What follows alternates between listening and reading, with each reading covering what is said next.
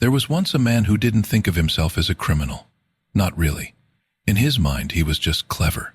Every morning he would sit quietly on a bench in different dog parks, pretending to scroll through his phone. But his eyes were always watching, studying, choosing. He wasn't looking for dogs. He was looking for people. The ones who laughed when their dog ran back to them. The ones who bent down and whispered to their dogs, "You're my whole world." The ones whose eyes softened in a way that told him, "You are not just a pet, you are everything." Those were his targets. He would follow them home, learn their routine, wait for the right moment, and then the dog would disappear. The posters, the crying, the shaking voices asking neighbors, "Have you seen him?" But then he discovered something.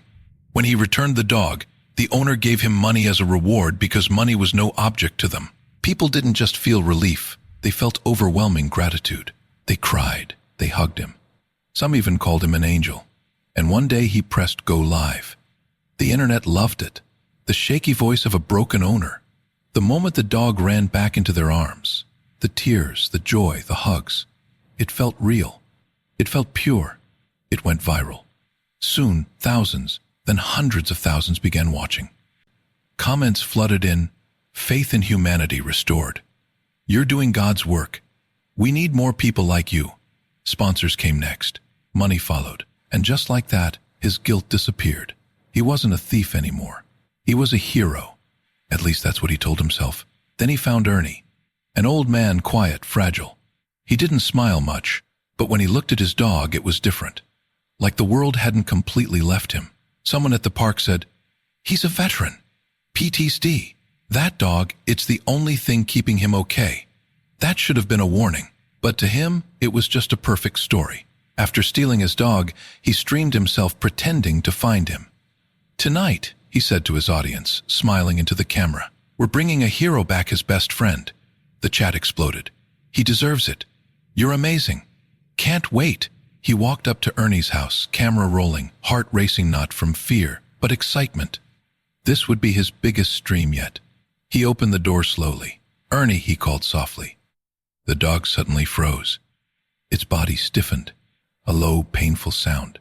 "Come on," he whispered, forcing a smile for the camera. He tugged the leash. The dog resisted harder.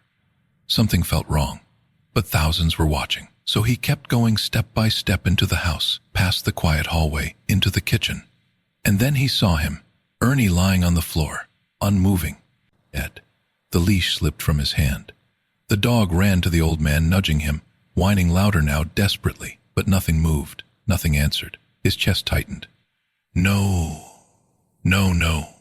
His hand started shaking as he reached for his phone. "This wasn't supposed to happen," he whispered. "I just take them. I bring them back." His voice cracked. "I'm not a killer." But the stream was still live. The comments changed. "What's going on? Is this real? Call an ambulance. You did this." He kept pressing the screen. End. But his fingers wouldn't work. Or maybe some part of him didn't want it to end. Because for the first time there was no script, just truth. Sirens echoed in the distance. The dog didn't leave Ernie's side. And the man who thought he controlled emotions finally felt one he couldn't escape. Sometimes we justify our actions because the ending looks good, because people smile, because the world claps, because no one sees the damage in between. But real life isn't a staged video. You don't always get a second chance to fix what you broke. Some losses are permanent, and some mistakes don't wait for your apology. Not everything that looks kind is truly good, and not everything that brings you success is right. Before chasing attention, money, or praise, ask yourself, who is paying the hidden price for it? Because one day you might finally see the truth, and by then, it may already be too late.